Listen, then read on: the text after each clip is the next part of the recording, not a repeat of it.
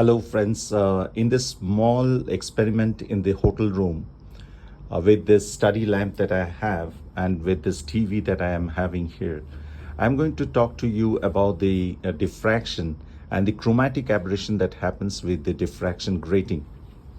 Now this is important because some companies talk about zero orders, +1 and +2 orders. Some talks about that the distance is -1, 0, +1. What does that mean?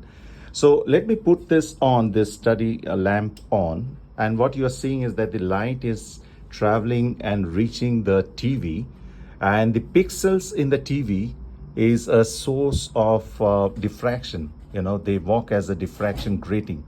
And what you are seeing over here is the zero order. That is, light from the study lamp is traveling equal distance, and the light over here, the zero order, is the brightest. There's no path difference of the light here, so it is basically the brightest, and it does not suffer from any chromatic aberration.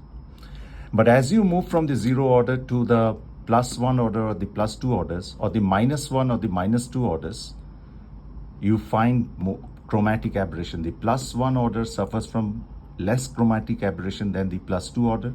The +2 order suffers from less chromatic aberration than the +3 order. So as you move from the +1 to +2 to +3, +4, there's more and more of chromatic aberration. Now, what do we mean by +1 and -1? How do we say that this is a +1 order, this is a -1 order? It depends upon the normal that you have, you know, the light that goes and reaches the zero order.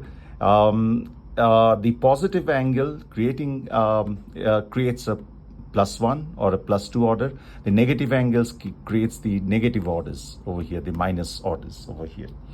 Now, so what we have understood over here is that from this experiment is that there is some amount of chromatic aberration that happens with any diffraction grating. Now, to avoid that chromatic aberration, some companies use a blaze grating. That is the steps on the multifocal IUL are designed in such a way that most of the light is actually not thrown here on the zero order, but they are thrown in the -1 order.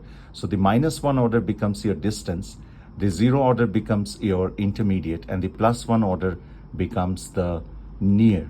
So the advantage of this system is that here you are avoiding the +2 order, which suffers from a lot of chromatic aberration.